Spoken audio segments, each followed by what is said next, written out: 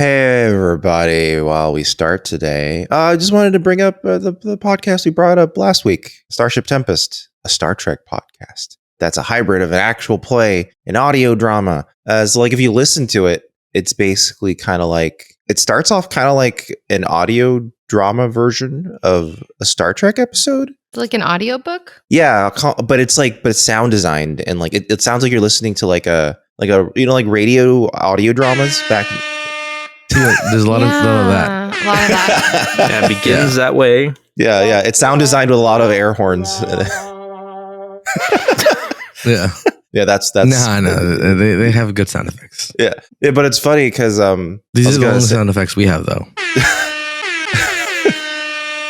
Well, I was gonna say, you know how we kind of just start off super randomly, and everyone goes, "What the fuck?" Everyone. Yeah. They start off very professionally. The start of the episode uses a narrative to start off what they're about to do. Nice. Yeah, and you're We like, don't do "Oh, wow!" We're pieces of shit. You did performances and like wrote a script and decided to give a shit.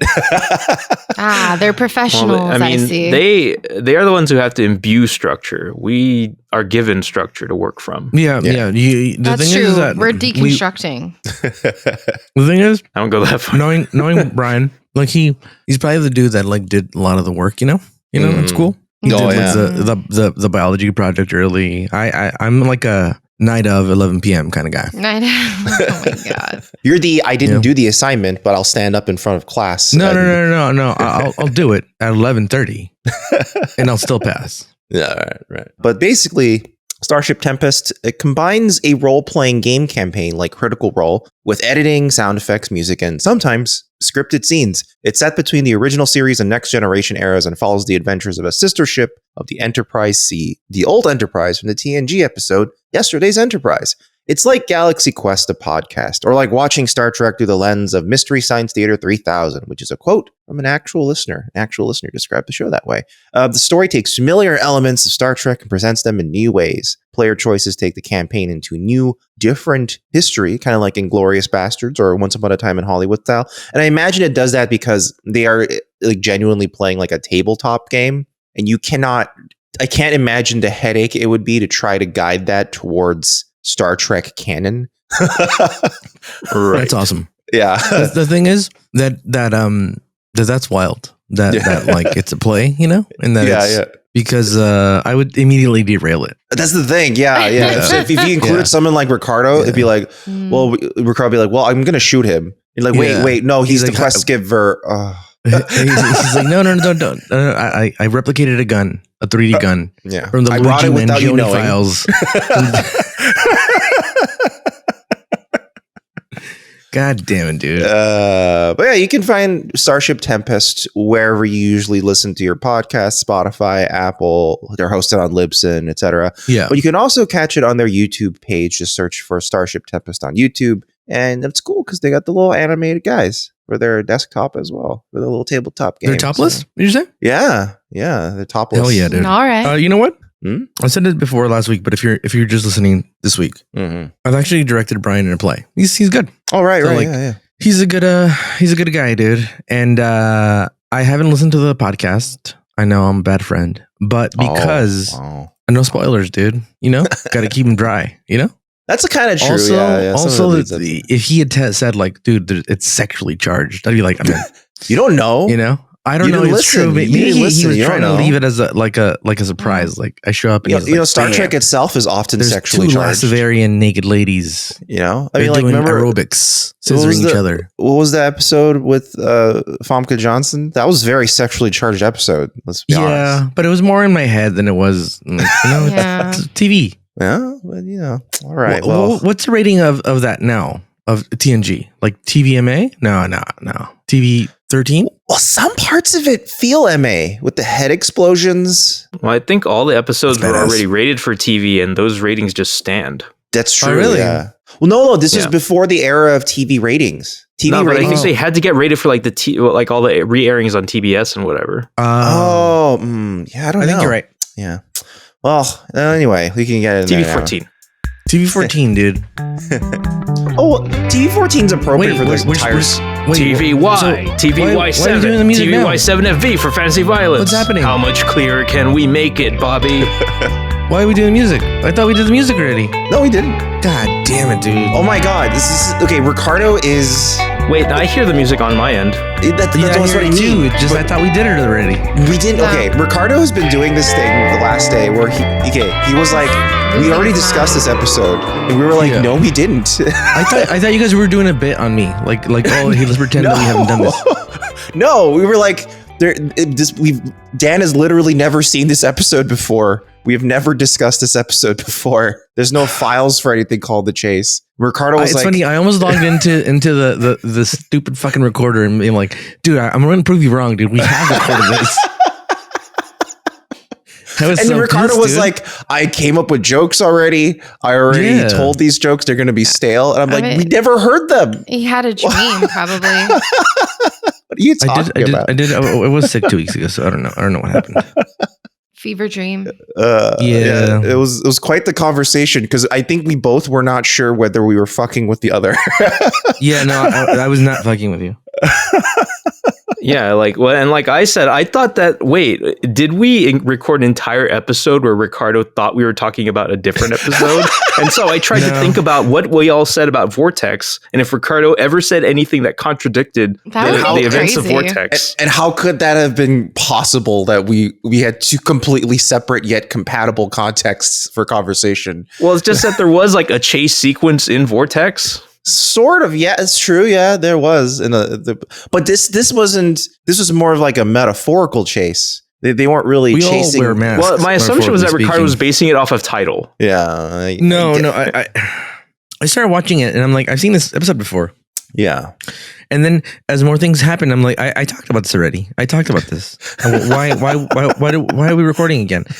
And then you responded with like some bullshit, like no, like, and then I was like, no, you're fucking wrong, dude. We recorded this, and I was so mad, dude. I was like, God damn it. Well, we came to the conclusion that what probably happened is there was 1 week where the way I update everyone on which episode they should watch next is to change we have a private Discord between the four of us, and I just changed the name of the channel title to be the next episode. And I think I did it late, and then Ricardo I think we were supposed to go to Deep Space Nine, and Ricardo just continued on TNG. And I think that's what happened. And then you were like, fuck. And then that week we couldn't record anyway because the fires happened. And then I'm pretty sure that's what happened. And then that sounds very plausible to me. Either that or Ricardo's recording another podcast about Star Trek with another group of people. I know. And, yeah, he's cheating on us. Yeah. They all have cameras. They don't make me feel like I'm at work. So, sorry. I can't find my web camera. Yeah. But yeah, we ended up watching. This is all lost on the listeners. Yeah, this doesn't matter to them at all. You might as well tell me, like, I gotta watch my temper. No. Watch your tone. Does your work do that? A little bit. Really? Wow. Okay. All right. Oh, well, it's better than being told. I mean, I usually get told to stop crying. So yeah, dude. At work. Crying, no. They're like, you have to stop crying, Sarah. You can't cry at a drop of a hat. Do you work in baseball? Yeah. Yes, actually. Yeah. Well, this week if you by the way, if you're a new listener, hey, welcome to the welcome to the angry episode. Mm-hmm. Well, you know what? If you're gonna do that, let's introduce ourselves because it's been a hot minute since we've done. I'm Marvin. I'm Dan. I'm Ricardo. I'm upset. And I'm Sarah, and I cry. I'm a crier. What are you, Marvin? I'm also a crier. I'm also punch a wall in my sleeper. I think Dan is actually quite aware of that because he would hear, like, we used to be roommates, and he would hear like punch sounds. Every so often I'd hear like a knock at the wall, but I just assume that, you made a jerking motion in your bed that's right up against the corner of the room. You're jerking too hard by the wall. It's okay, Marvin. You don't need to say that you were punching the wall. I had a hard wink. But for whatever reason, it was one loud sound each time. Dan's like, oh boy, there he is again, just fucking punishing his dick again. That's when I came. That loud sound is when I came. I see. God damn. If you're a new listener, hey, if you're easily offended, sorry. Yeah. Sorry for your loss. It's too late This is now. not for you. Yeah. It's too fucking late now, motherfucker. Get the It really fuck depends out. on what you're offended by, really. Yeah. Yeah, dude. If This is you're it. offended by aggressive sexuality, then If you're Yeah. offended We're by sorry. fucking cussing and Some of it's motherfucking language. I get told to vulgarity. watch my language a lot because I By whom? curse too much. By whom? Family members. Well, family Oh, would be you the care what police to for say? that. For some reason, you take suggestions. no, I don't. I mean, I will hear you, but I'm not going to change. I'm not gonna hear you. You can I'm like, unless you're say paying that me, I curse too then much. yeah. Well, it comes off as aggressive. I'm What, like the- being the too yelling at your family? aggressive. No, cursing. If I'm like cursing and I'm like, it's in conversation. No, you're not doing brings, it right. It brings the tone. It brings the negativity, which I should- think it's fine. It should be like wiping your ass with like silk. Yeah. Yeah, that's how it I should don't feel. know. I just curse. If you know me, I curse a lot. So Yeah, it's fine. It's I don't totally care, fine. but I do it at like Disney World sometimes or Disneyland, and I have to be careful. I'll be No, you in don't. line and I'll be like, "Oh my fucking god, what the fuck? This line's so fucking long. And now I know what your family means. Fuck this." And And then the kid's like, fuck yeah, what the mouse." fuck? Yeah. Yeah. Hey, if you're an old time listener, what's up, guys? Thanks for hanging in there. Hey. You guys did it. Yeah. We're on season 6. hmm This season feels like it's been 5 years. Yeah. Well, I We think the said that going, last the time, going and back it- and forth. It does. It really Yeah. extends. Well, it extended considerably because DS9 started in the middle of the season. Exactly. So, Like, how many more episodes do we have to go? well, this was the 20th episode Oh of my season 6. God. So we have 6 more, and then we'll finally reach 7. Which means we're 12 recordings away from the end of this actual season. Sort of, yeah. This is back when the entertainment industry was making shows regularly again, I guess. I don't know. Seems Yeah. like that's Yeah. They, instead of making, I've always thought Yeah. they make too many TV shows, like too many Yeah. episodes. Mm. Like, This is a there's- lot. There's no need for it to be 22 episodes per season. There's no need. well, Yeah. I mean, that's what people really liked back in the day. They just want to. Yeah, but people I mean, are that wrong was all the time. that's just how the industry functioned Yeah. back then. This They also told us like eggs are good for you, and then like nope, stop eating eggs. Sorry, we told No, you. eggs and are then they're good like for no, you. eggs are good again. yeah. It's like pick one, dude. Same No, thing. it's kind of Chernobyl. remember, what do you call it? Like sparkling water. Sparkling water. They came out and said it was bad for you. Now they're like, it's Who said okay that? for you. It's like when Really? people use crystals. You know what I'm saying? I hadn't like- heard any like detracting stories about sparkling water. Yeah, I've never heard it either, yeah. the carbonation is like really bad for you. It gets your butthole all wonky. But yeah, but now they came back and said, well, Jokes if on it's them. the only way you'll drink water in some form, then it's fine. I guess you can have it. Okay, that doesn't change the original conclusion. Yeah. Yeah, that seems more like a moving of the goalposts. But like today. it's Yeah, better yeah. than nothing. I feel like now they're like, the world can end. You can do whatever you want. Yeah. Drink all Drink this your- fucking sparkling water you want at this point. Yeah. Go eat McDonald's. Fucking no Yeah. one cares. I Yeah. will. Yeah, the food pyramid's now a fucking The Nazi food- fucking swastika. So it doesn't fucking matter, dude. Yeah. We have officially kicked down the pyramid. It's all even footing now. Butter is the It's same. whatever He's like- you can they're find. They're like the pyramid was too much like fuck. It's like Middle Eastern. We fucking hate it. Oh my God. If they do this, if they announce the food, like, I don't know what symbol, I don't know if they would do a Nazi symbol, but I think they technically did away with the pyramid a while ago. Yeah, I think it's a honestly. pizza now. It's a pizza, right? it's Yeah. a It's pizza. a plate. Oh They my turn into a God. plate. Well, They because turn They turn into a plate to be like, hey, on your dinner plate, Yeah. it should be proportionally like this. it's also turned out the original Yeah. food pyramid was bullshit. Like That's that true. was an absurd amount of carbs they wanted you to eat as the foundation of your To be pyramid. fair, the French do it, and it's fine. But we make so many carbs. yeah, the French, it's wine at the bottom the most, then cheese. Well, because the Europeans fucking walk everywhere. That's why. Yeah, Like, dude. You know, They're all, that's why they're all named Christopher Walkens. Whereas, like, in America, we all live in car trapped cities. Yeah, we're all Johnny Fords. So this is why we love Fast and the Furious. By the way, yeah, this is a Star Trek podcast. That's not even untrue, though. Sorry for derailing us, dude. Like the Fast and the Furious is like about like an unbridled love for cars, right? And action, like, and family, dude, and family. Where's that soundbite of that guy who goes like, "I fucking love cars"? Yeah, where's that guy from? Yeah, from the movie Cars. Yeah, I think it's Wilson who says it. Yeah, he says okay. I love cars. I fucking love cars. Wow, I fucking love cars. Yeah, yeah, that's it, dude. Oh man, I have no idea what you're talking about. You gotta catch up, Sarah. It's a Pixar movie called Cars. Yeah, dude. Yeah, dude. They made 2 of them. They 3 of them. You like movies, dude. You're 3 of them. Movies. So you haven't seen fucking Cars? No, I haven't seen Cars. Sports and cars, I don't know anything about. Yeah. This is Pixar, dude. Yeah. This is Cars in sports where anthropomorphic sports had feelings. Cars is the movie where the world is filled with anthropomorphic cars, including the only movie I like is it Herbie? Herpes. You like Herbie? Why you like Herbie Fully Loaded? The one starring Herbie Fully Loaded with Lindsay Lohan? The old one. Herbie Hancock. Yeah. Is it with the he's a musician. Beetle. Beetle. Yeah, I know. Yeah. They have the old ones, right? Like Lindsay Lohan was in like the remake or whatever of that. I don't think Sarah's watched it. If she's asking for this much, she's like, the one with the car. Am I right though? It has.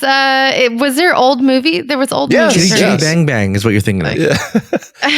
But Cars, but Cars is the universe where. What are we doing, dude?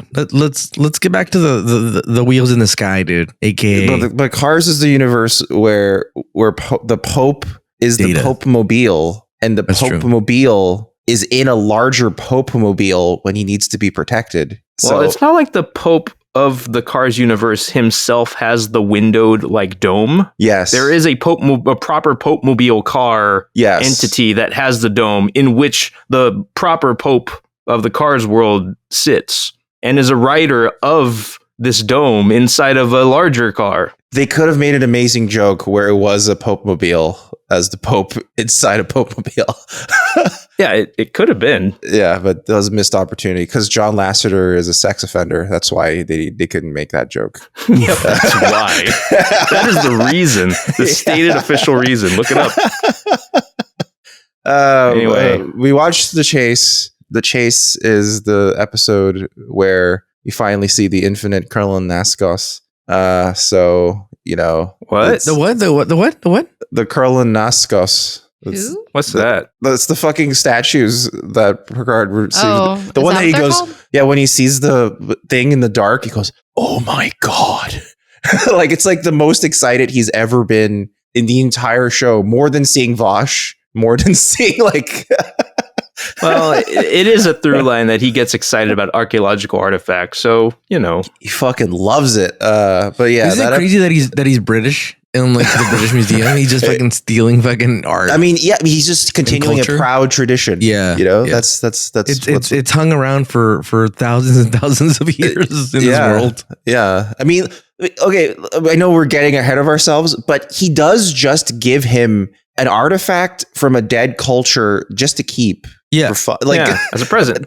As a present. And he doesn't say, like, Picard never says, "Oh, it belongs in a museum," but I'll keep it safe till we find a museum. No, he's like, or Picard goes, "Oh, I'm going to put this in like a hermetically sealed, environmental controlled room that'll keep it safe." It's like, I'm going to put it in my office. Yeah. It's funny because Mexico was like, "Hey, you guys sold some." It wasn't in mint condition anyway. Mexico said, "Hey, you guys," told the British Museum, "Hey, you guys have some of our stuff, dude. Could we have it back?" And they're like, "It's really delicate, and like it's if we transfer it, it's gonna like fall apart." And it's like, who cares? Give it back to me. It's if still we ours. can have it, you can't have it. Or you know what? You pay me rent for that fucking thing. I'm going to rent it out to you. You fucking kick us back like fucking, just like the fucking Tony Soprano. Like you wet my beak, dude. Yeah. Or what if they were like, oh, if it gets destroyed in transport, we'd rather you just destroy it then. Yeah. Like, Yeah. We just don't want you to have it. Just don't want you to have it. Fucking bastards.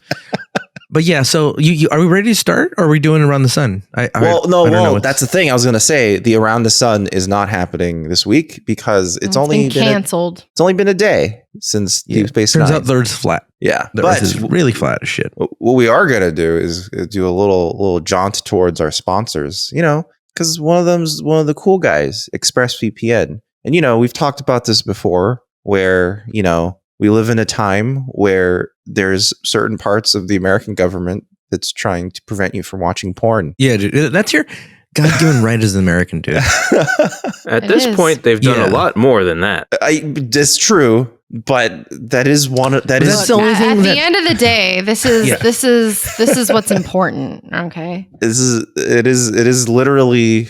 This is like. There's very few joys in life still left, dude. Like, it's not like you could look forward to Social Security because there's a fucking South African bastard going to steal it, right? Yeah. You can't look forward to really like anything. The only thing you can look forward to is you can't look forward to traveling anymore either. So, well, only if you have a Mexican passport. But I meant like planes are falling out of the sky in general. Oh, you just don't want to fly in American planes. No. Yeah, exactly. Scary.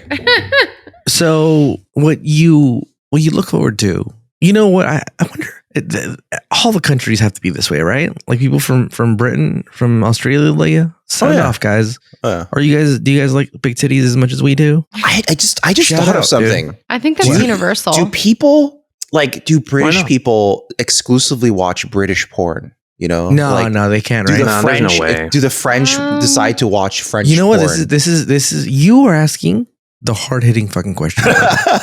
There are probably studies on this, though. I was upset till right now, dude. You really grounded me, dude. I need to know that. There's got to be data. What if there's a data in Brent this episode. Spiner on the line?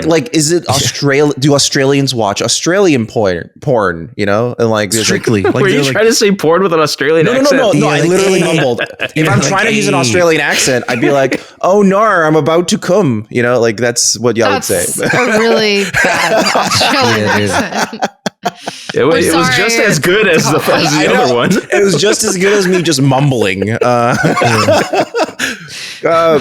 don't know. I don't think so. I think you want the. But you know what? I'm going through my little Rolodex in my head. Yeah.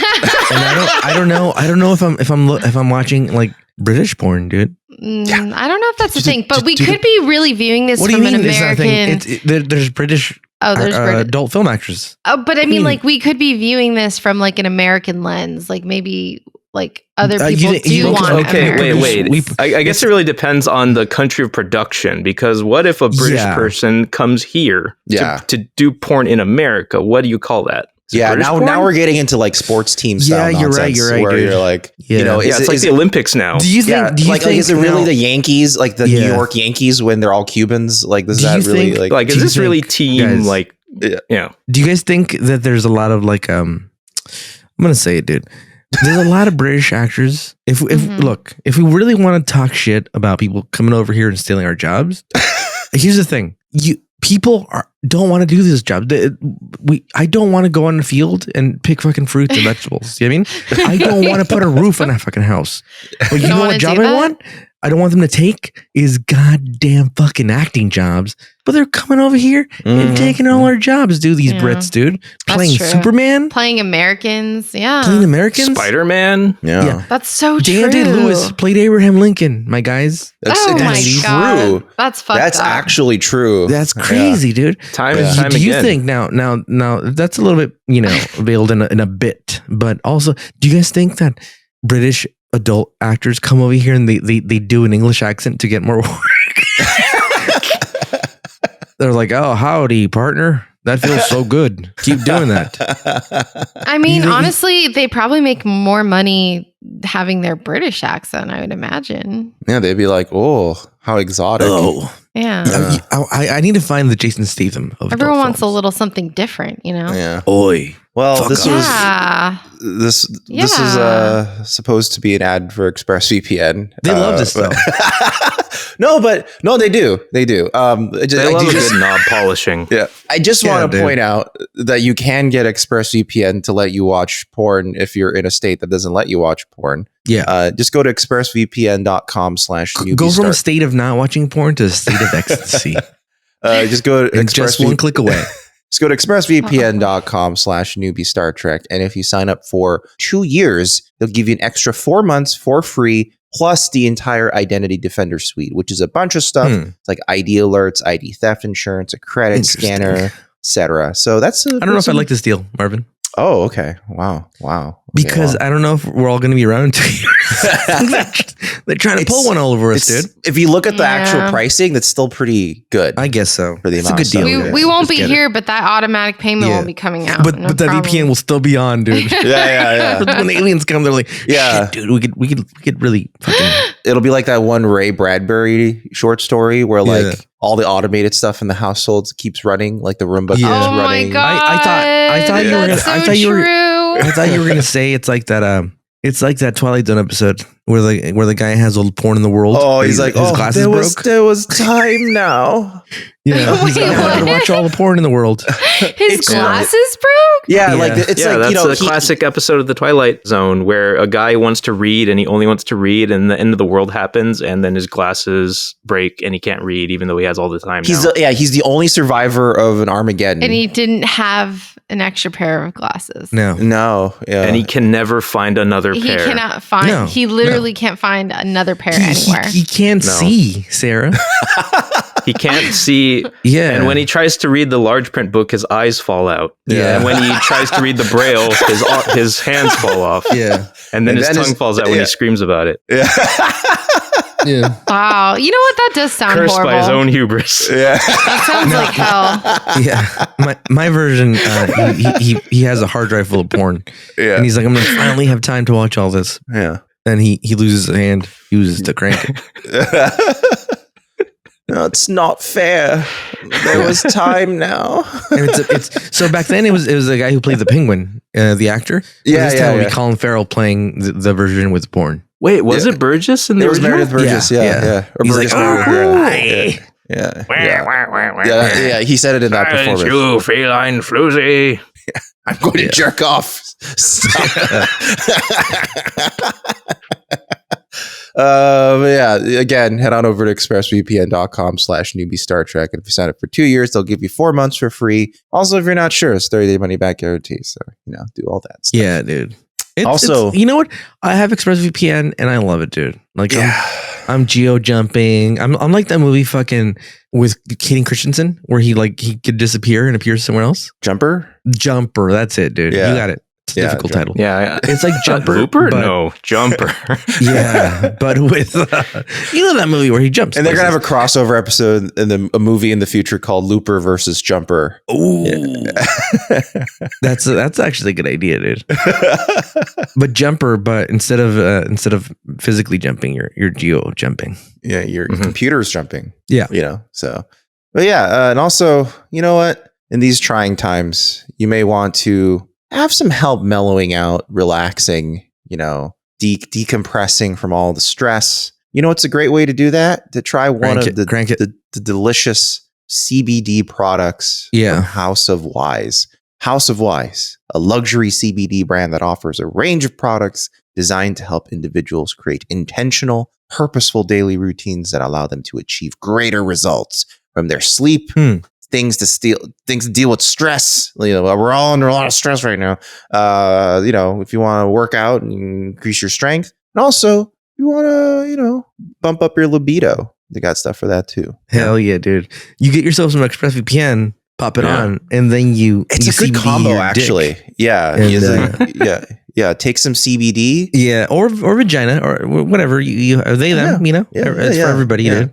Yeah, and it's a wide range of CBD products. It's not just it's got gummies, chocolates, candles, THCA pre-rolls. They have drops too now, tinctures, like Ricardo was saying that other time. All sorts of stuff. It's great, and all products are cruelty free. And House of Wise itself is a woman-owned business. That's neat. So if you guys head on over to houseofwise.co/newbie Star Trek with Newbie Star Trek in all caps, or just, go to houseofwise.co and use our promo code Newbie Star Trek, again in all caps, one word, you get 10% off your order, your entire order, which is a pretty neat deal. And also, if you do any order over $69, free shipping. Damn, do they know what they're doing over there? They know what they're doing. So again, these ladies know how to fucking sell a product, dude. Oh, they know. They know. Yeah. Again, keeping it nice. Yeah. Head on over to houseofwise.co. Use our promo code Newbie Star Trek for 10% off your entire order. You know who would have appreciated CBD products during some stressful times during her life? Ricardo, could you please tell us what happened Abraham Lincoln in this episode? He's like, he could have He was at the Ford Theater. He's like getting blazed. He's like, oh God, this fucking Civil War took a lot out of me. Some high shit, dude. I mean, if we're talking about like across all of Tasha's life, she's had some pretty rough times. That's what I'm saying. She lived. Dude. Yeah. Who had a rough time though? Abraham Lincoln from certain gangs, or Tasha, dude. Let's just say Abraham Lincoln. Let's just do that. Yeah, dude. Because look. You eat the wrong thing, diarrhea, dude, for fucking 10 days, dude, and you die. He didn't even really want to be president. He just wanted to hang out with his friend, Yeah. In quotes, air quotes, the friend he slept in the same bed with for 2 years, Air quotes. That's why his roommate. Yeah. That's why he shaved his mustache, if you know what I mean. Yeah. Abraham was very good at wrestling. He was, dude. He was apparently freakishly strong. Yeah, dude. He loved Greco-Roman wrestling. He could chop a tree branch off with one swipe of a sword. He's the original Captain America. And then that's how he actually someone challenged him to a sword duel, and he did that. He swiped the branch off of a tree with one swipe of a sword, and the other guy gave up instantly. They were like, "Oh, no, thank you." They call him Ned Stark. See, why can't presidents be like that anymore? Where it'll be his birthday. Yeah. The current president Soon. is like one strong win away from fucking. That's why he's always leaning forward. Have you noticed that? Because he's like a little wind and fucking I'm out, dude. So he's got to like prepare by just leaning forward. Yeah. He's compensating constantly. Yeah, he's overcompensating. Yeah. Yeah. I need that check, dude. Something's got to be propping him up, dude. You know, like those guys you walk down like Hollywood Boulevard, and there's like a dude that's standing like on something, but you're like, there's something propping him up, dude. There's something behind there propping him up. It's like a steel bar in the sleeve. Yeah. He has to walk like that constantly, just forward. I think it's the lifts in his shoes, but what do I know? Oh, the lifts, yeah. Oh yeah. Well. Okay, this episode, I'm gonna just say off the bat, like it's a mid episode, dude. Okay, all right.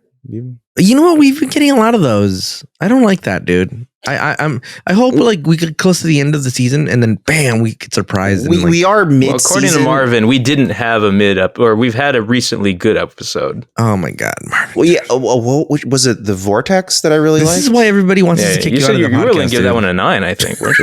Yeah. I like the Vortex. Yeah, that was pretty. Which good. one? The one with Odo and traveling into the asteroid, and Or were you talking specifically about TNG, Ricardo, or are you talking about just in general? I was talking about TNG. Well, if you say this is mid, I actually don't think it's mid. So. Oh my God, again, dude. Wow, again, dude. You don't think it's mid for real? No, I don't actually. No. But we finally, what was confusing to me. 7.5 is, but I'm giving it a 7.5. That's where I had this. Really? I'm giving it a 6. Oh, okay. We're doing our ratings now. Okay. Yeah. I like, you know what?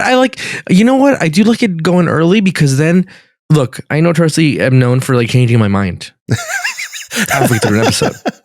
So that way I know I could track it. You know what I mean? Like, you're like, oh, I started off, but then I was reminded this is a shit episode. Okay. Well, what about you, Sarah? What would you give it?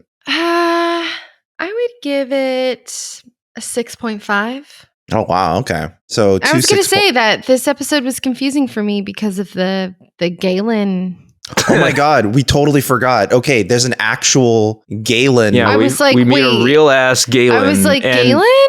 Is Galen in this episode? Is she in here? And I was like, wait, I'm confused. That's not Galen. Even it was happening even to me. Galen? It was trippy to hear them saying Galen because to me, Galen is Guinan for our purposes. Yes, exactly. And I kept having to remind myself, like, no, it's not Guinan. It's totally unrelated. They don't know about me. You fucked us, Ricardo. You fucked us. You fucked us in the ass. I'm confused as well, but even more than you are. Well, my score is an 8.5. Oh my god, dude! This is why. Oh my god, Marvin! We have to quit having this reaction to dissenters. What's the Discord? My god, well, in the Discord, actually, I haven't had a chance to look at it because usually it's 7.5. Go look at it now. I need to know. If it's 7.5, I'm just gonna claim it right now. I'm going to freak out if it's a 7.5. I'm not even fucking kidding. This week, I'm the man of the people because it averages to an 8.5. Oh, so. Wow. Okay. I think we broke Dan's streak. There is a pretty there's a concept in this episode that I think is very cool for people. Yes. They like the concept a lot. The Mexican standoff? That too. That's also neat. That's the only cool part of this. I mean, it is neat seeing a bunch of different alien races we've seen throughout the years suddenly all converging and being angry at each other and like having like a standoff. Like that is neat. I mean, that's cool. They're all interacting. I mean, the reason they do it is stupid. Exactly. It's like a stupid fucking hologram. Say that. It equates to like someone already like 100 years in the future of Star Wars fighting the fucking Obi-Wan Kenobi fucking hologram. Yeah. And they're like, this is so fucking stupid, dude. We flew all the way here for this, dude. Yeah. Let's get out of here, dude. Let's go get some pretzels, dude. Some cheese pretzels. That's how I feel. I was like, lame. This is fucking lame. So I mean, it wasn't ever going to actually be like a weapon or something. Like it was always going to be like, it's the journey you made along the way. You know, that's your gift. So they're flying. They're flying around, dude. Sorry. Well, my thought was just that it's supposed to be like, look at how you're all connected. All of you. We're all one. Like, separate factions that have differences, and they try to put a pin on it but we're getting ahead of ourselves. This is maybe it's just the cynic human in me. You know what I mean? That we could try that. We could try that for hundreds of years. Like, hey, we're all human. We're all bleed red, and they're like, no, fuck that, dude. It's true. The human way of approaching things. Yeah. This plane went down is because the person was black. like I think there's a fundamental flaw in human thinking, like the natural way of human thinking, which is that the human mind wants to subcategorize everything down to ad infinitum, which means also like, don't talk to me in other languages. Dude. We speak American here, dude. Exactly. So you're doing it. No, dude. You're doing it right now. Yeah, dude. So that that's why there's always this strife, because it's like, there's like an XKCD joke where it's like you could Louis C.K. It's like XKCD being like this web comic where like you'll, if you put 4 people in like a featureless room, and they will eventually find some sort of hobby that they will then subitize down into such minuscule components that they'll start arguing with each other about which is the superior version of the hobby. Wasn't the example used with like photos of Biden or something? Yeah, something like what? Photos of Joe Biden. It's like just getting very, very scrupulous over like every single photo of Biden. Yeah, and it's just like, that's true. That's what humans do. Yes. Every hobby, like we're hot. Like, why, guys, you're into vinyls, right? How many fucking people argue over like vinyls? No, it needs to be this. No, you need direct drive sucks. It should be belt driven. Oh no, that's true. You gotta do all this shit. It's like, shut up. Just listen to your vinyls. That's what makes life worth living. Yeah, the racism. Racism is worth living. No, we ended racism per the Super Bowl. Yeah, the racism is over. That's not per the Super per the NFL, dude. Per the NFL, that's right. We can't say the Super Bowl. Oh, we can't. You have to bleep that. You have to say yes. You have to say the sorry, per the big game. The big game. Yeah. Per the NFL. Yeah. I was trying to beep it, but I don't think I have a beep. No, you're good. You're good. We'll do it in post. That was a good one to use instead. Yeah, that was a very good one to use instead. That was pretty good. Yeah. That's pretty good. Put in a cricket noise, Marvin. Yeah. When I say, yeah. Yeah. Oh. Cheering with crickets is a good one. I like that. I like combining them. Yeah.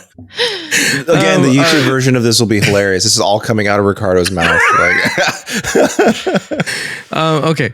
So, damn it, dude. We live in a silly time, but it's fine, dude. We're all going to hell. Yeah. Dude, by the way, let me tell you this, guys. Let me spill some tea, dude. Okay. If I don't think this is tea. I don't think I'm using it correctly. You're just saying a thing you want to say. If there's a God, dude, and I end up at the same place as Mitch McConnell, dude, send me to fucking hell, dude. I don't want to fucking be there, dude. Or maybe I will be in hell. That's maybe you're like, then that's fine. As long as you're both in hell. Yeah. I just don't want him to be. But then you'd probably be like, really? I'm as bad as that guy? That's weird. That's fine. I mean, I've said horrible things, and I've said horrible things about God. So you know what? He deserves it. You know? Yeah. What a bastard. Anyway, so this episode starts off, and they're cruising somewhere. They're doing some bullshit, dude. Yeah, and they're doing their research. Picard gets called to the conference room, and he goes in, and it's dark, dude. First thing I think is I'm gonna get beat up. You know. Two. Is that what you think when you enter dark rooms? I thought it was a surprise party, to be honest. I thought it's his birthday. That's essentially what it looks like. Yeah. And then there's two dudes I thought he was there. going to get beat up. Yeah, well, because there's only two people there. So I thought, he was going to get beat up. It was like he was going to get jumped. Yeah. And like slowly one of the silhouettes in the background I've seen that movie Bad Boys with Sean Penn. I thought they had put fucking soap and soda bottles in a pillowcase. And I was about to say, like the silhouette lifts up a pillowcase filled with fucking doorknobs. Scary. But they didn't beat him up. It turns out that it's Riker, and he surprised them with like his old timey fucking. Also, another fucking stealer of fucking antiquities. Yeah. An old white dude who also likes to steal fucking treasures. Yeah. And he's like, oh, he's my old friend, my old teacher. Oh boy. He's whatever this thing is, he is in love, dude. He's touching it, dude. He's fucking caressing it. Oh. By the way, with no gloves, he just barebacking it, dude. Yeah. Fucking. This is what I can't stand about this. He loves old things and like relics, but he doesn't know how to fucking handle them. How? Yeah, how does one person... he talks to Riker. He's like, Riker, this thing is 12,000 years old. And he's just like rubbing it. It's funny. I've gone to record stores and I've seen like a record on the thing. Yeah. And like, even if I'm going to buy it, I'm like, I'll ask, can I touch it? Yeah. They'll be like, yeah, of course, dude. Like, and then when I touch it from the fucking ends, dude. Yeah.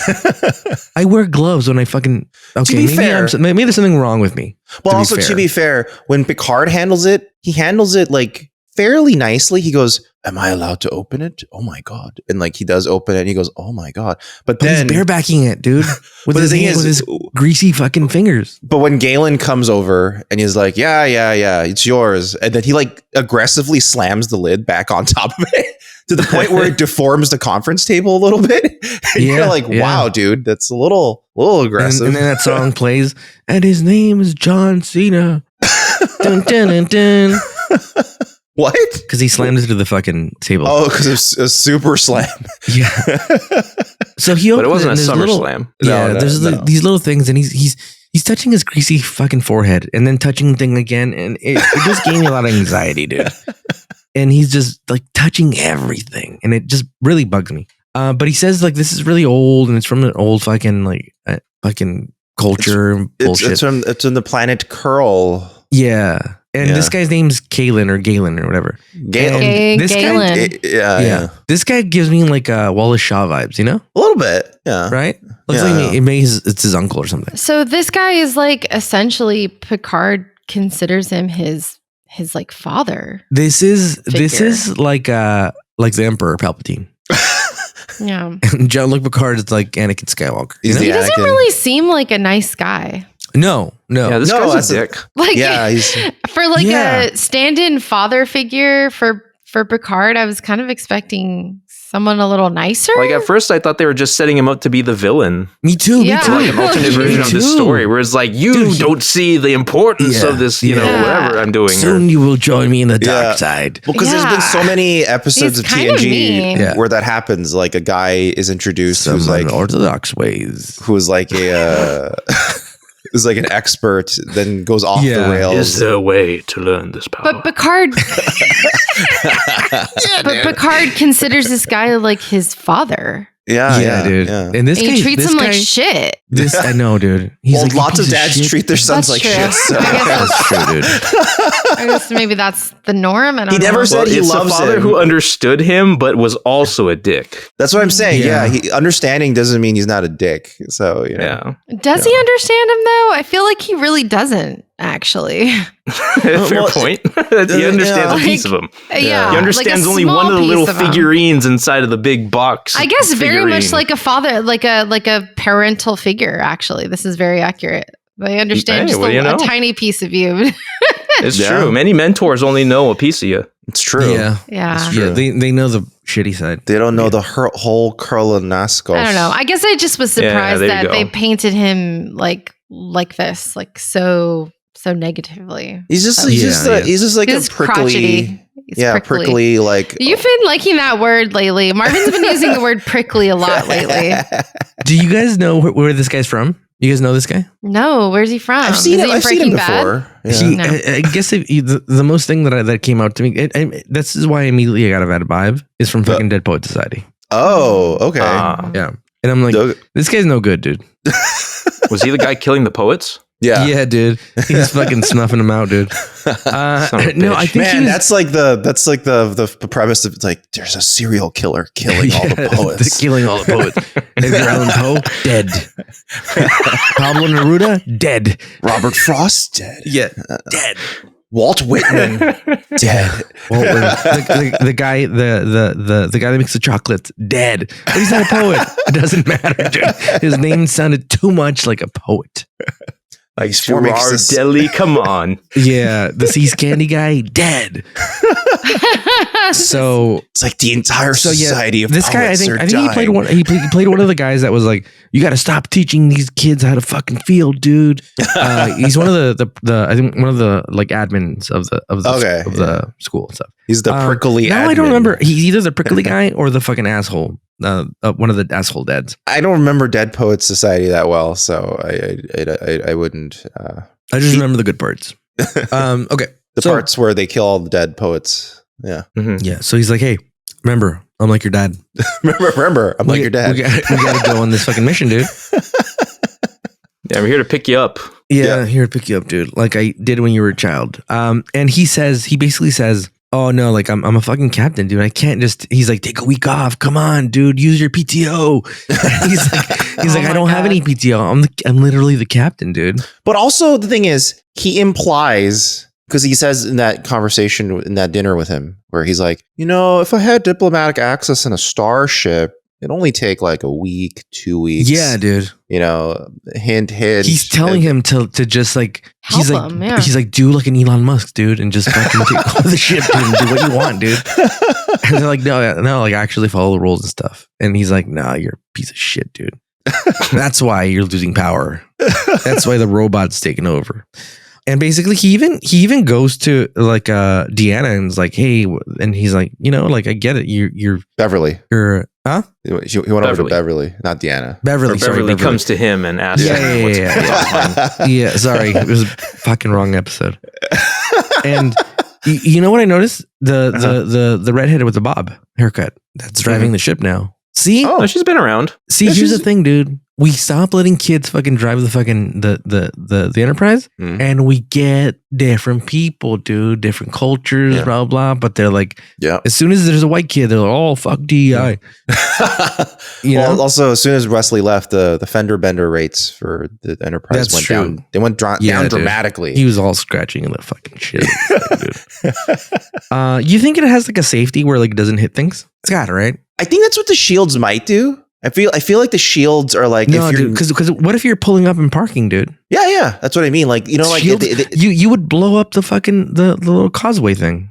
Well, I maybe it like bounces. Maybe it's not as like the shields. I have a question. I'm not sure how much of a physical presence the shields have. Like, I have a question. If they produce a barrier that is like a wall that has like substance to it. No, it is because it blocks photon torpedoes and missiles and stuff. So it's physical. It's not just like electromagnetic. I have a question. 2 questions. It's like a 3-parter. Yeah. One, maybe it's for the audience. When you roll up to like a planet or something, are you? I guess it's a combination of three, right? Like, are you taking a shuttle down to the planet? Are you getting? Usually, you just get transported to the surface. You just get transported. Yeah, you orbit above and transport down. So so they had always imagined originally in the original Star Trek that you do take a shuttlecraft to the surface. The problem is the budget for that was extremely difficult. That's why they invented the transporter idea, because they were like, it's so much cheaper just to say they are teleported over than to have like a whole.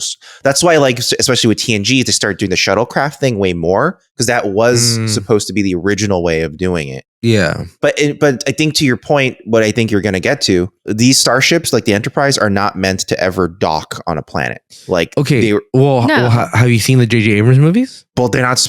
J.J. Abrams kind of did whatever the fuck they wanted. Like they yeah, dude. Wasn't it just built on the planet and then once launched, it never came down? It's never built on a planet. It's built in the Utopia Planitia starship. But I mean, like in the J.J. Abrams movie, the Enterprise itself was being built on Earth. It was stupid. Like, it was being built on Earth that Kirk could see from a distance on his bike. Douglas. Yeah.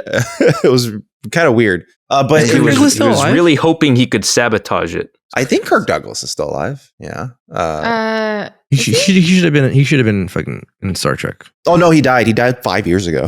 Oh wow.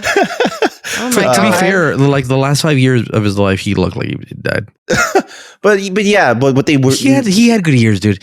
He didn't die of AIDS or any, like, he was banging so many fucking ladies, dude, back in the day. But they build it in the Utopia Planitia shipyards that are in orbit around Mars. Like, so they never touch a planet. They're never meant to touch a planet. You're saying Mars is like fucking Dom Toretto's fucking garage, dude. And just souping up fucking ships. And actually, in the world of Star Trek, that's where you go to like build sick ass ships. Really? You go to Mars. Yeah, get your ass to Mars. They ever put Nas on a fucking not the rapper Nas. But NOS. Oh yeah. On a ship, and they're like, oh, this one. That's essentially the Enterprise. The Enterprise has a warp drive that is considered one of the fastest warp drives in the entire Federation. They actually show it off at the beginning, the very first episode of TNG, where Q's weird net thing is chasing them. And Picard's like, book it, like punch it, take it all the way to warp 9.7, 9.8, 9. Because technically, ludicrous speed. Well, warp 10 is a theoretical warp where you exist in the entire universe, every location in the entire universe simultaneously because you're so fast. Damn. You basically finger bang yourself. Kind of, yeah. You created an Ouroboros of warping. Whereas you could human centipede yourself. Yeah, you're centipeding the universe. Yeah, the entire universe. That's awesome, dude. All right. Those are a few of my questions. I had more, but in this episode, when he does it, there is a point where he says, "Data, take us to this planet, maximum warp." I was about to mention that. Yeah, they are basically kicking in the NOS. That's why at the end of the episode, they said, so all the warping kind of damaged our engines a little bit. So we're going to like take some time to do some repairs once that's done. Yeah, which is fair. Good. Yeah. I'm glad that they wrote that in, honestly. Yeah. Because it's pedal to the metal the whole time. They're really pushing the Enterprise out with the 6 sound system and play Beastie Boys. Yeah. Oh yeah, dude. That's fucking awesome, dude. Because that's classic music, dude. Yeah, like Sir Mix-a-Lot. Yeah. I like big butts and I can't. Hell yeah, they should have put that song, dude. Or the thong song, imagine? He's like, put on something good, and they're like, bum, bum, bum, bum, bum. The fucking the symphony fucking just blasting. Oh my god. Well, that could be how one of the recitals begins. Yeah. That would have been dude. That would be sick as fuck. And then Captain Sisko the Dragon bursts in the door and starts rapping. Fuck, dude. Yeah, one of the violinists starts standing and they start rapping. And he's wearing the Star Trek fucking uniform, but with no fucking sleeves, dude. Yeah. It's cut in the middle, like so you can see the chest hair. Yeah. And all the black parts are white this time. Yeah. Dude. And he's dancing, but he's on the beach. Yeah. Star Trek could be so good, dude. But then they make episodes like this. Star Trek could be so good, man. Why didn't modern Trek have this happen? Incorporate all these ideas. Yeah.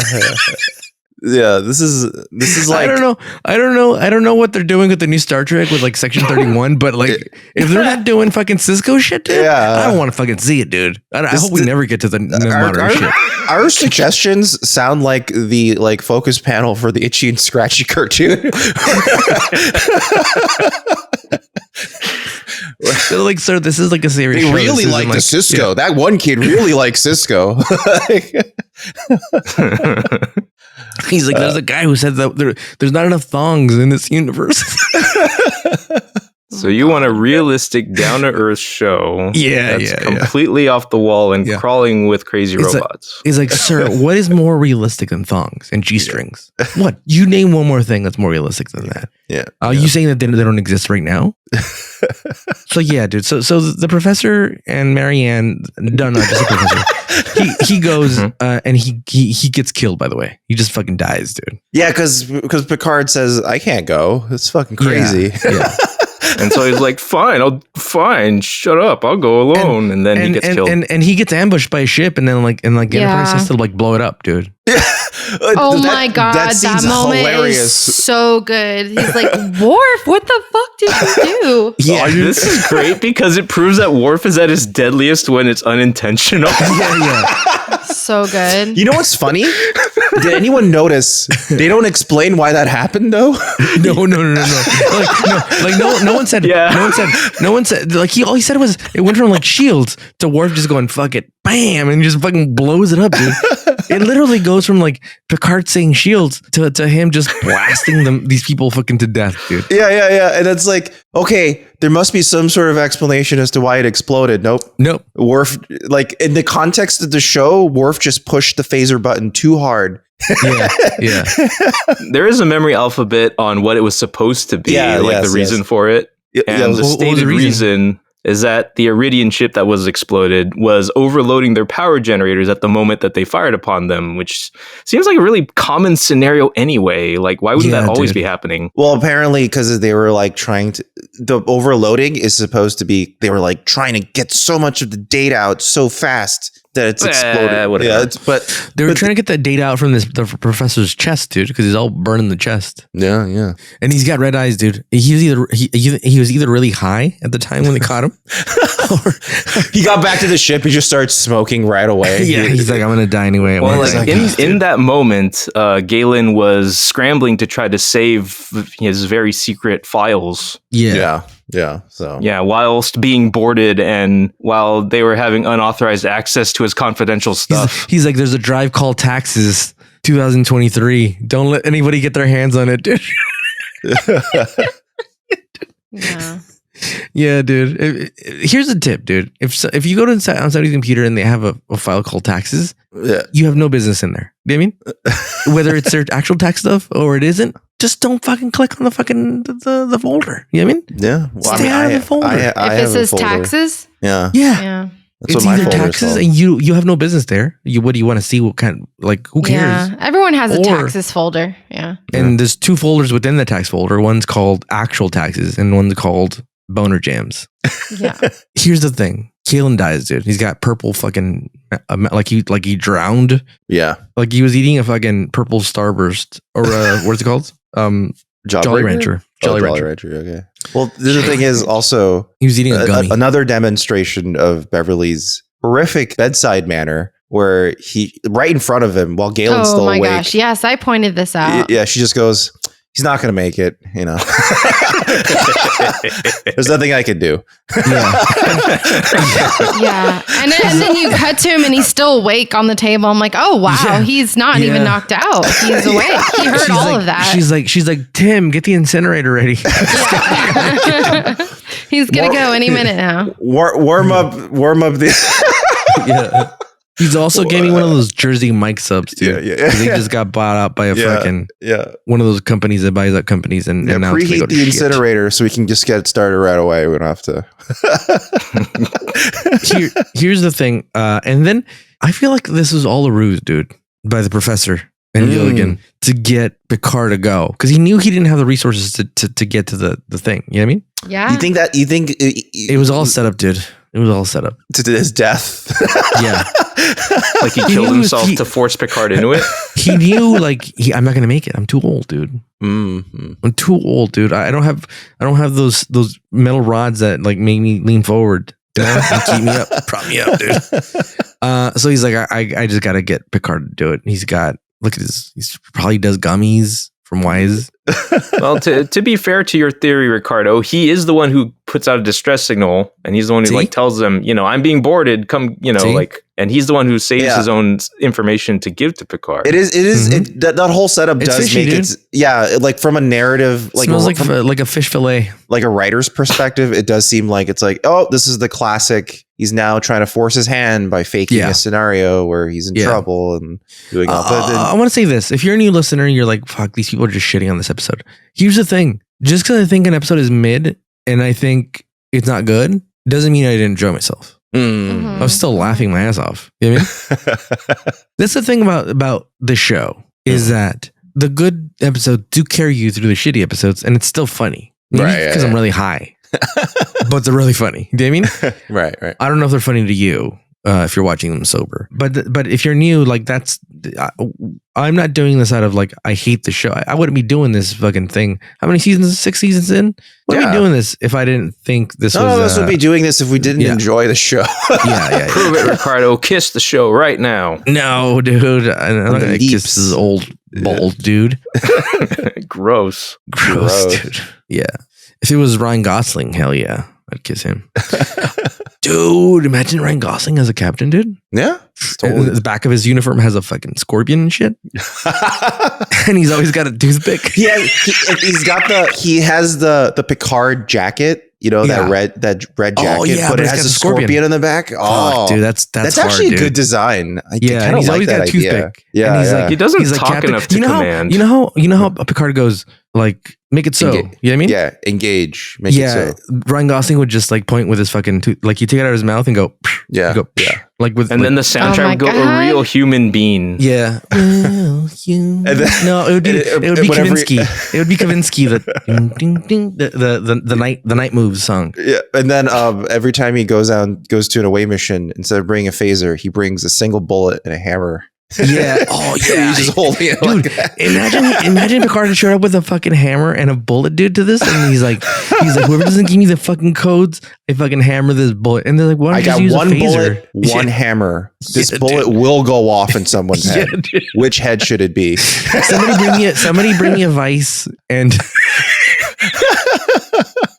Oh my God. And then when they get to, when the Mexican standoff is happening at the end, instead of he like does the scene where he kisses Beverly and then he starts curb stomping their heads right afterward and crushing all their heads. This is the part that sucks about this episode. Oh. That Picard's on his way for a diplomatic mission, dude. And they need him to negotiate. Right. Deanna tells him, like he's talking to Deanna now. This is the part I confused. So now he's talking to Deanna. Yeah. And she's like, dude, they're waiting for you to negotiate. And he's like, well, if they can't fucking figure out their own, then blah, blah. It's like, wow, dude. Wow. Just because your fucking daddy showed up, you're all fucking whipped, dude. He did say in the captain's log. To be fair, they couldn't have opened up the information. He could have done this diplomatic mission, and then gone back. Well, okay. One, he did say in the captain's log, I find I've lost my like enthusiasm for these negotiations. I think they're kind of boring now compared to what we were going to do. And the other is that they do put a ticking clock element right away when with the Uridians. They go, oh, we need to investigate this right away. If we don't, we could get behind some people trying to find this. So that's why. Yeah, but at the end of the day, he would have been fine because all three of them have split information that collectively opens a thing. But if two of them had showed up, nothing would have happened. Nothing. Well, he wasn't. One of them would have killed each other, right? One of them would have killed each other, and then one of them would hold half the piece, but they would still need Picard. Yeah, right. But they needed all three, and because if one of them killed the other, then they would have just not had a complete DNA. Then look at it wouldn't have been a perfect coincidence otherwise. Here, Marvin, if they would have killed one of them and never opened this thing, nothing would have mattered. Listen, would have mattered. They got groundbreaking new information that it turns out every humanoid species in the galaxy came from one alien. Well, they also they seeded them. Like they were like, fuck it, we're gonna put our seeds out there. Well, they were so lonely exploring the universe without anyone like them. It was like, fine, we'll do it ourselves. Yeah, we're gonna come all over the galaxy. Yeah, like I don't know where I first heard that concept, but the idea of just jizzing into a primordial soup has like already been in my head. I don't know where from, but here it is in episode 4. From Aliens Resurrection. Maybe. Oh. And one of the like the last 4 aliens have been that about the engineers just jizzing everywhere. About the engineers jacking off into soup. Yeah, dude. Every engineer likes jacking off, dude. They're perverts, dude. These guys also look like the engineers from Aliens, and they're also fucking jerking off, dude. There's a race of engineers that just fucking cranks it, dude. They probably have ExpressVPN, to be honest. But this is like one of the greatest discoveries of like archaeological, like humanoid history, and they don't really seem to make that big a deal out of it. Yeah. I mean, they're not impressed. They're like, no one's impressed. They basically say, who cares? I mean, the Klingon guy was not impressed at all. Well, the Klingon guy literally yells out, "That's all." But we literally screamed that out at the same time. No, you did. I knew what it was. No. I meant me and the Klingon guy. Both were like, like that would have been my response as well. No, it was literally like this. The hologram went down. Sarah said, "That's it," and the Klingon went, "That's all." Yeah, it was like perfect. It was perfect. I was very unimpressed. And there was no treasure. Like there was no like. Also, the treasure is the friends we made along the way by finding this information. It's not about the treasure; it's about the journey. Ricardo, the One Piece is real. Here's the thing, dude. Yeah. If the engineer had said, "Oh, by the way, here's a recipe to Coke," the soda, not the fucking cocaine, not cocaine. Yeah, we know what the recipe to cocaine is. They're like, this is a recipe to make cocaine. They're like, fuck yeah, dude! Finally, we can make a weapon. We can introduce crack into the planet. This is Colonel Sanders' recipe. We got it right here. You know, not one thing, dude. They didn't learn one thing that helped them because guess what? They learned that they all came from the same place, just like we have. Like, hey. We're like, hey, we all kind of came from the same place, and we're all humans we're all the same. Mm-hmm. And they're like, you know what? Fuck this. We want you to take these people fucking to Egypt. And it's like, God damn it. Did we not learn anything? And that's how I feel like this episode. Like we didn't learn anything. We're still fighting, dude. This proves that we're fighting in the desert. We were fighting 2,000 years ago. We're fighting now. And in the future, if this comes true, we'll still be fighting in the desert, dude. Because guess where they found that fucking engineer, dude? In the fucking desert, dude. In like this, the desert cave, dude. It was like a seabed that was dried out. I guess. Yeah. Yep. Yeah. So here's the thing. Yeah, I'm gonna rush through this because it doesn't matter at the end. It is a lot of like, hey, this DNA, all this. There's a lot of jargon involved. Somehow, connects like puzzle pieces. Yeah. So what is it? The Kardashians? It's like you're getting like jigsaw puzzle pieces of DNA from various species. Yeah, but which of the two races? There's the Cardassians and the Klingons. Okay, the Kardashians and Klingons are the first to get into the picture. Yeah. Yes. Which the Kardashians I hate, dude, so much, dude. I did find it interesting. So this is the first they love up men and they ruin their careers, dude.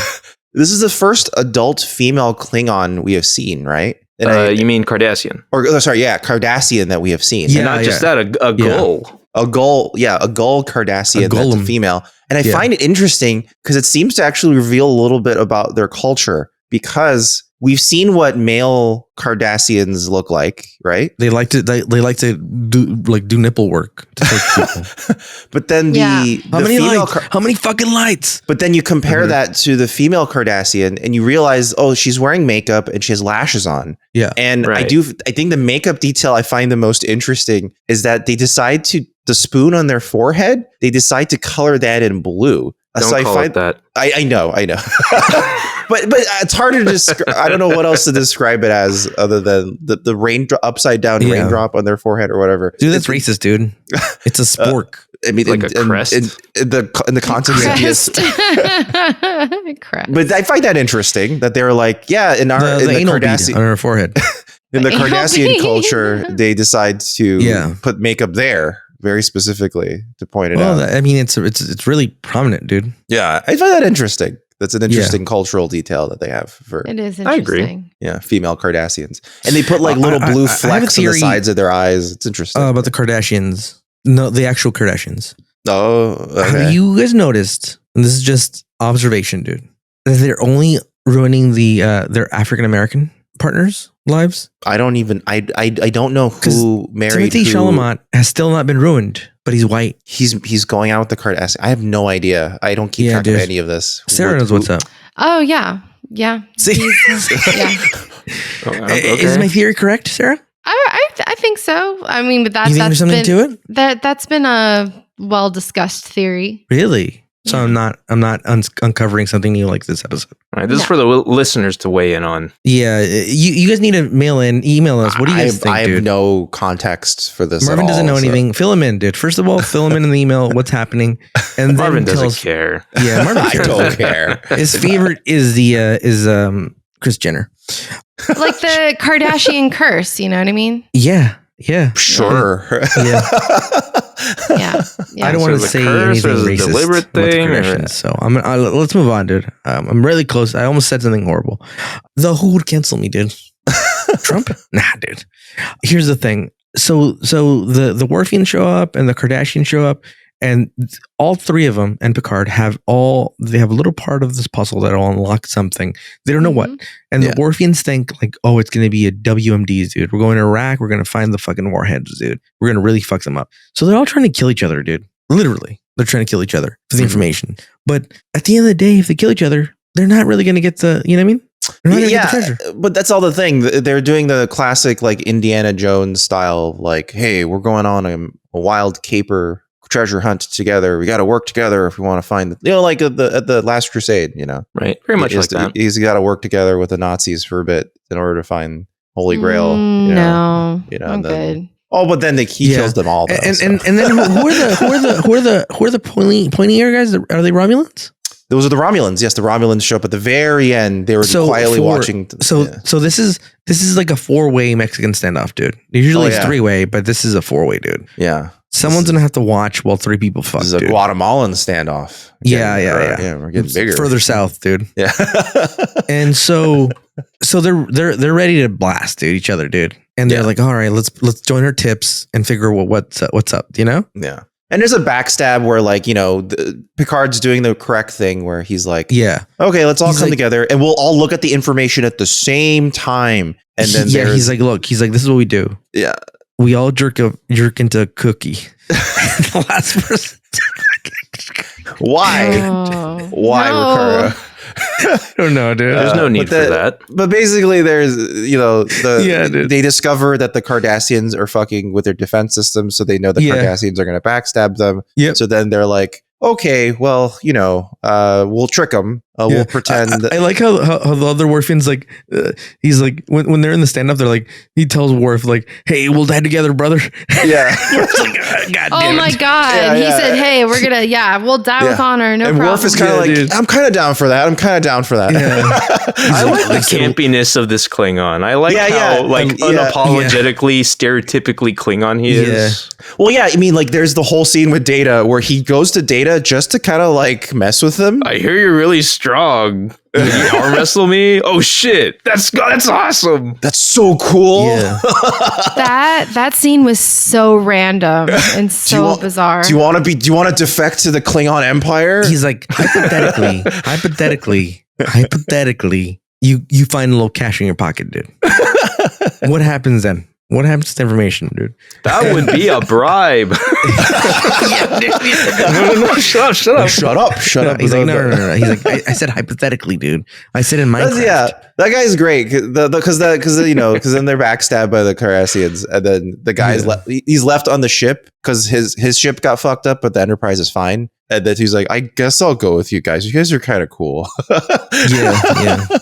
Just along for the ride now. Yeah. And then they finally unlock the fucking key, and it's not a weapon, dude. It's this lady. She don't have any hair or eyebrows. She's got like a weird fish face, and she's like got weirdly boots. Odo-ish, but not a little bit. And she's like, hey, we ejaculated all over the fucking the galaxy, and the universe is on Orion's belt. Yes. And they're like, what the fuck does that mean? And basically, like, no one learns a lesson. Everyone's like, oh, there's no weapon. Fuck this shit, dude. Well, they kind of learn a lesson, actually. If anyone, like, the Romulans are the closest to. I feel like there's an actual, saying. Yeah, there's an actual, like, conversation Picard has with, like, at least the Romulan guy. It's like, hey, so turns out we do have something in common, huh? Yeah, I guess so. And he goes, one day. I mean, I do like this ongoing trend we've been having, because remember there was that one episode where Deanna was forcibly disguised as a Romulan, and then she went Romulan face. Yeah, she went Romulan face. Get canceled, dude. And then there was that captain, that Romulan ship, who was like, this government's really not great. I wish we could change things. And now we have another Romulan who was like, man, it would be really nice if we all got along. That might be kind of neat, Like the opportunities for fucking would really open up. Yeah, why not? Yeah, there's a whole planet about that. So that's a nice ending. I did like what's it called? Stevia? What's a fucking planet called? The fucking planet? Yeah, with the Horcrux. No. I was talking about the colony where the Romulans had like learned to live in peace with the Klingons or whatever. Oh, that too. Yeah, there was that planet too. Yeah. That's not what I was talking about. So there's lots of different, versions of Romulans. Too many sex planets, dude. What was it? What is the name of the sex planet? I'm sure Risa. Are you talking about Risa? Right, Risa. Right. Yeah. I was about to say, I'm pretty sure I can Google Star Trek sex planet, and it would be the first. That's like the sex resort planet. That's where you go as a destination for sex. Yes, if you Google Star Trek sex planet, Risa is the first entry. Yeah. Do you guys think now? This is maybe I shouldn't ask the audience, but why not? Do you guys think there's like a swingers resort that is kind of like Star Trek themed? That's Risa. Like Risa? Yeah. Oh, like in real life. Oh. Yeah, like there is, of course. Sarah is like really sure of it though. It surprises me. Definitely there's swinger cruises. There is Star Trek The Cruise. See, I had a suspicion that is like a secret part of the Star Trek cruise that is for swingers. I'm sure. Yeah. Pineapple friendly. And all they would need are their own Horgoths. Risa? You mean Risa friendly? Yeah. Well, yeah. Maybe they'll, instead of the pineapple, or is it Horgon? What do we call that thing? Horcrux. The little Horcrux. Horgon. Yeah. It's a Horgon. Or Horgon. Okay, yeah. The Brazilian barbecue stop-go thing. Yeah, exactly. Yeah. So, I mean, you know what? You got me all horned up for fucking Korean barbecue now, dude. I thought you were going to say for having sex on Risa. No. It's all food-based. You want Korean barbecue? You don't want like Fogo de Chao? You want like Korean barbecue? I think Korean barbecue is better than Fogo de Chao, dude. Wow. It is. It's the better value, I will say. No, it's just like you feel you're more loose. You know what I mean? I feel like I feel more in control of your experience. Yeah, dude. That's also true. Yeah, dude. I can let my hair down and really fucking. Let your hair down. Sometimes I find it's too much control. Sometimes I just want to sit around and not have to cook. Did I tell you guys I went once with a couple of guys I game with, and like they're really unhinged people, dude. Really fucking animals, dude. These people, and they started giving the waiter shots, like forcing him to take shots, and he would like have to sneak them, and he had a secret like shot. That's not that crazy. That happens a lot at Korean restaurants. Well, wait, and then like our next 5 bottles were on the guy. Yeah, no. This is.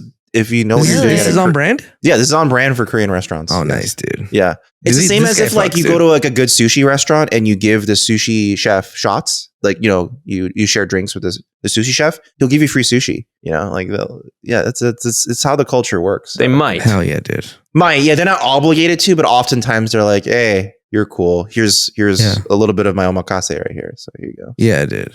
Get your beak wet, Yeah, it might be a good idea to get a read on how racist they are first. That's true. That's also true. You know what? Now I'm really curious about the Star Trek fucking swingers people, dude.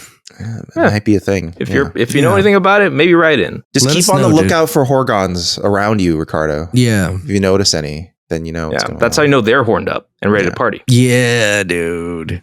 All right. Let us know if you horn dog Horcrux. And then so it basically ends, and like you said, he gets a call, and he's like, "Yeah, we could be fucking pals. Be really cool we'll one see." day, you know. Yeah. And then Picard gets his greasy hands on the thing again, on the little valuable thing that's really old. Yeah, and he puts it near his mouth with where the saliva is, and oils from his hand. That's how the episode ends. That by far is the biggest offense from the episode. The fucking barehanding of the fucking valuables. I agree. They should know better. You know, the last time Picard had like artifacts that he had like collected from somewhere and was like showing them off to Guinan and whatever, we pointed out that he was using his bare hands. And I remember that someone in the comments tried to point out to us that I'm an archaeologist, and it's actually very common for for archaeologists to handle things with their bare hands, so long as they're clean. These were not clean hands. He came straight from the bridge. He didn't wash his. He didn't stop in the bathroom. In the first scene, he's touching his fucking forehead. That's all greasy, dude. And then he touches the things. They're not clean. These are not clean hands. Plus, who knows who he's finger banging, dude? Yeah. I did once see a video from the Huntington Library, because they keep track of all sorts of like rare books and whatnot. And sometimes in their videos there were gloves, and sometimes they don't. And then the comments were like, hey, you're touching that book without wearing gloves. And they're like, oh, okay, here's the explanation. Some of these books are very prone to like acid, and our hands have a little bit of acid on them. So that's when we wear gloves. But other times, these books are actually more actively damaged if you wear gloves that can feel more abrasive to the paper than your finger. That's so you wear latex gloves. No, those are still too abrasive compared to just your finger. That's they're going to say, "Oh, I'm allergic to fucking latex." Well, that's what their explanation was. They were like, sometimes the books are allergic to latex. That's what they all say, dude. They're just trying to raw dog them. But I like the episode. I mean, you could do like a little tweezer situation, maybe. Yeah. Well, that's the thing. We have a tweezer can damage it too. Get a little robot, dude. Little robot, and he changes the page. Because if you hold the paper by a tiny point, it's easier to tear. You know, so you want to be careful. There's got to be a better way. Yeah, people's mitts are fucking gross, dude.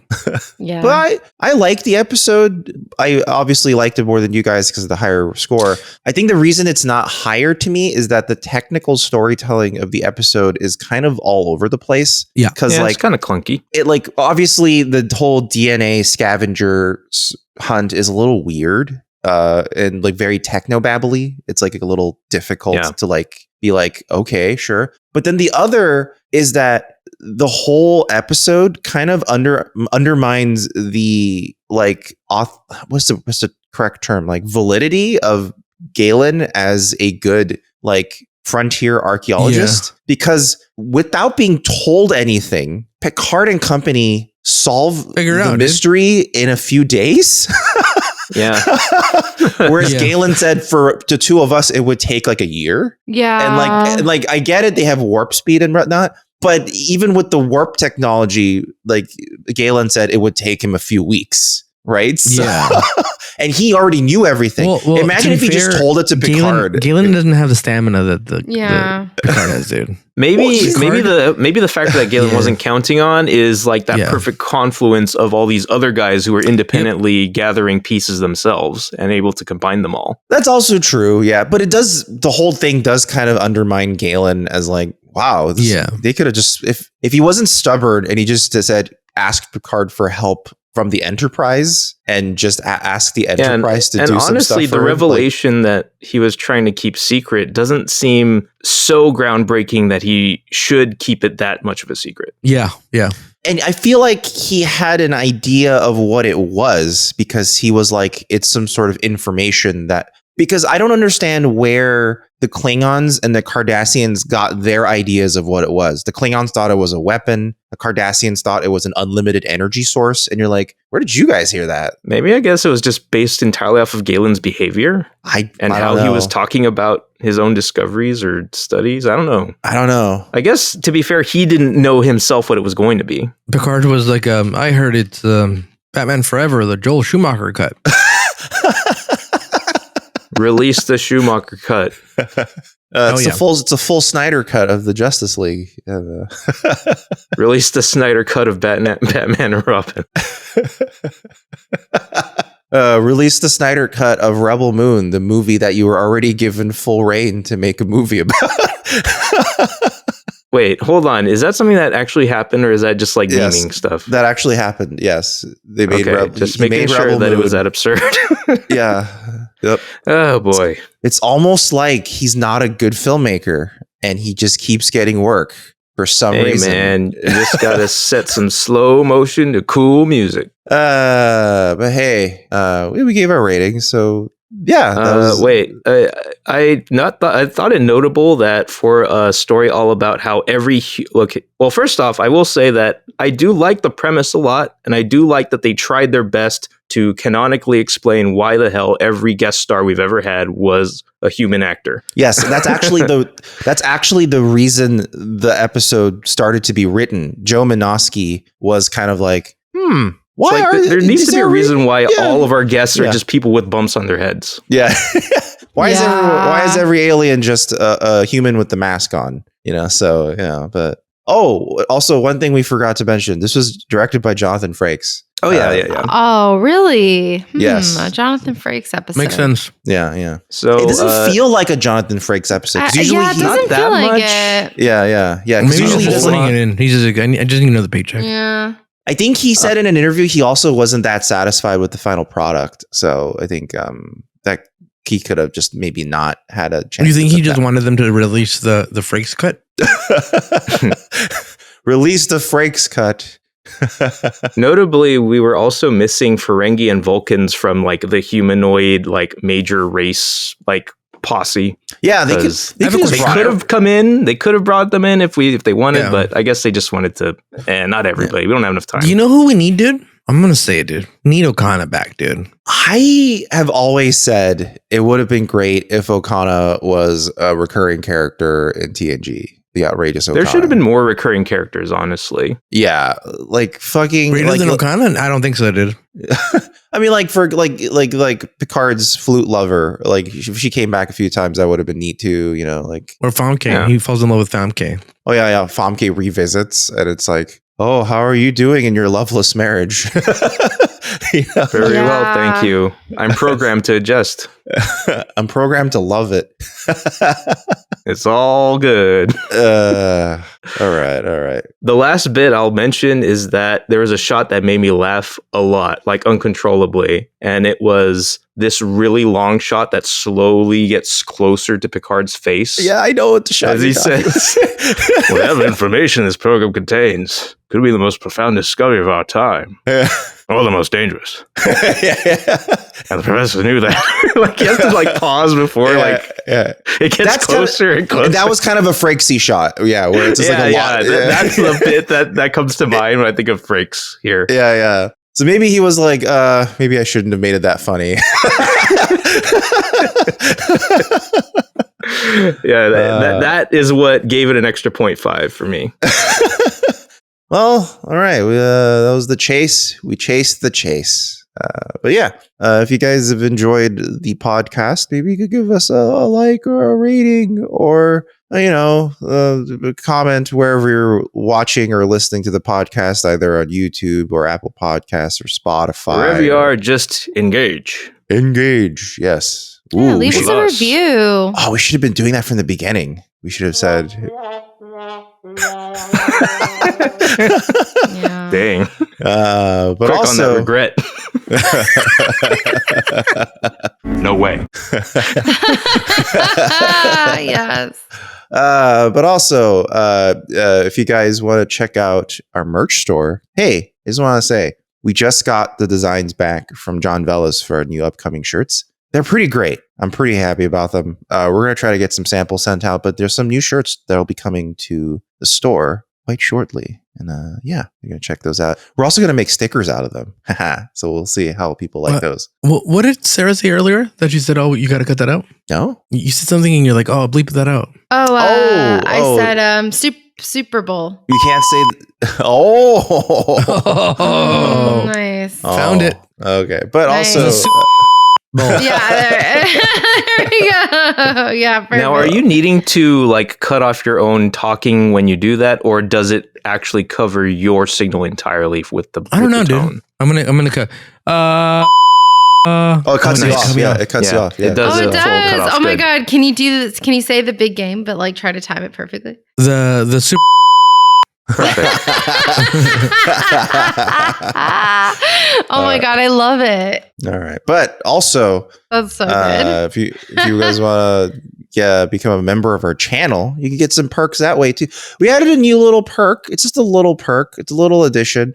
You probably noticed in the YouTube versions of the podcast, there's a little ticker at the bottom, and it says channel members. It's like, hey, these are all the channel members who have been supporting us for all this time. So thank you guys. If you're a channel member, you not just get that little ticker as credits, but you also get access to our members only Discord. You get early access to new episodes. Those episodes are YouTube ad free. And yeah, that's all that kind of stuff. So that's you can also opt out of the ticker if you really want.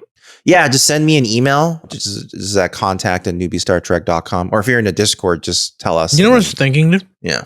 We should, I'm going to say this out loud here just because maybe it'll entice people. I was going to say we should do the Universal Studios thing where like, cause they're going to have like a, Right. Yeah. The Star Trek, like set kind of thing. Like the bridge experience, I believe. Yeah. I was like, oh, it'd be cool to get the whole group, like a group of people that if they live in LA or something, or if they're going to be in Universal Studios. When is that? We all go and then we all take a group picture, you know? That would be neat. And we all do it like remember the end of Street Fighter, the movie? Where they're like, and then like people are jumping and like that, dude. Like that. Exactly like Street Fighter. Yeah.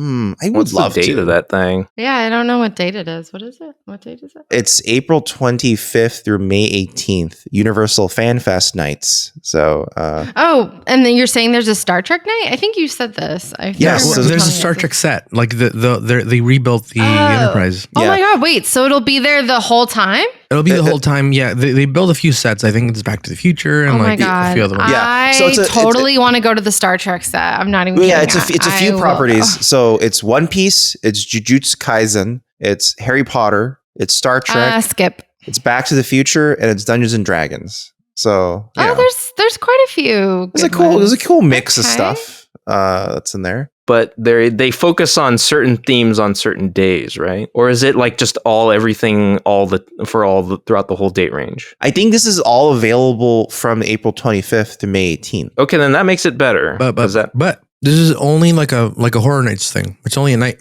Oh, it's only one night. Only at night. Like only at night. Oh, yeah. Got it. It's like literally like Horror Nights. But they're doing it during the summer. I see. Totally want to do this. Okay. No, I thought you said it was April. What are you talking about? Summer? Oh, you're right. It's April, but the May start of summer. So nowadays all the seasons shifted, so it doesn't. It's the summer.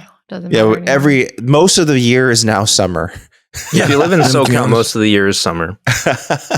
But yeah, okay, fire season.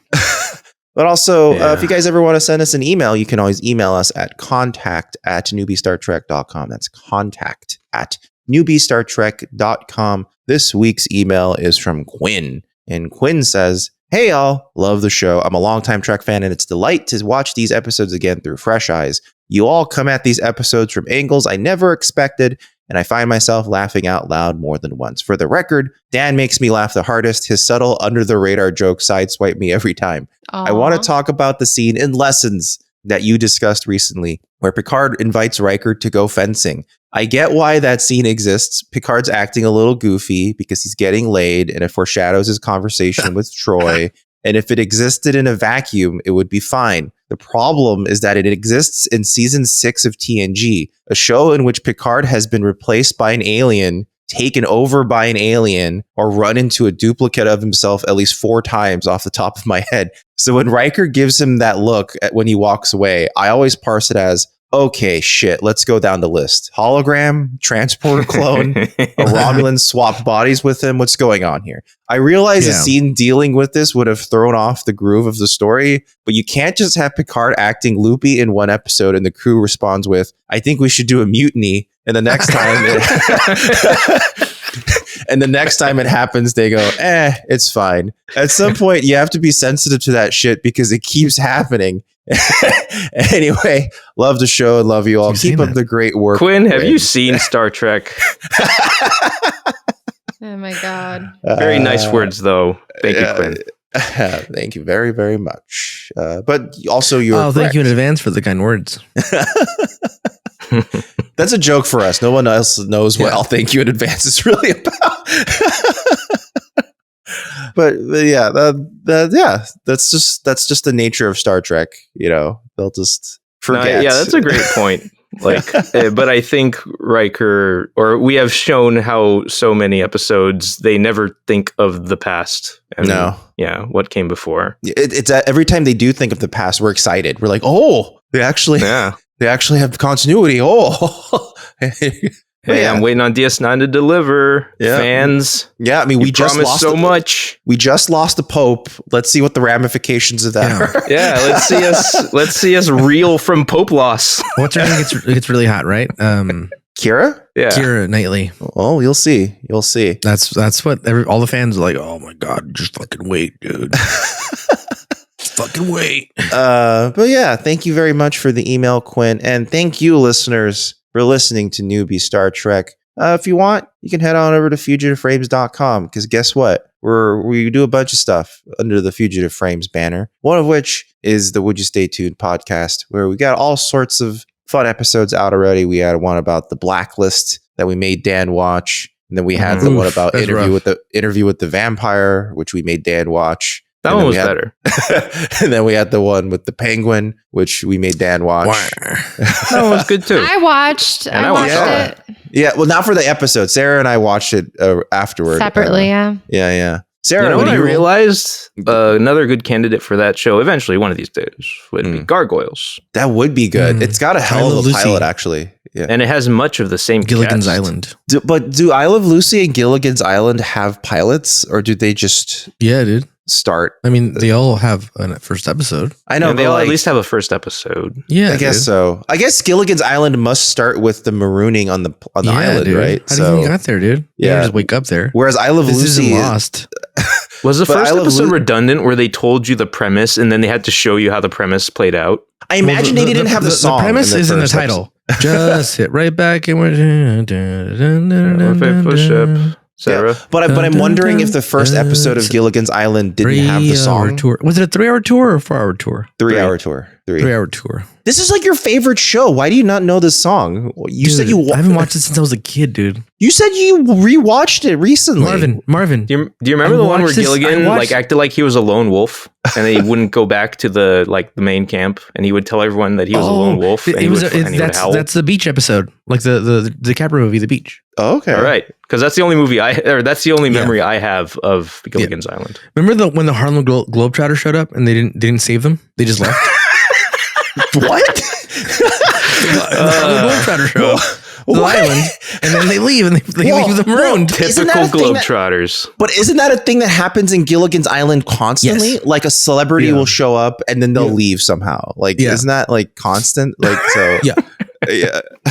Though, to be fair, they're all dicks, dude. Also, we got to do Wishbone one day. Wishbone has to be one. Wishbone needs a proper reckoning. Yeah, we have to do Wishbone. For Ricardo, where if we have to force Ricardo to finally watch Wishbone.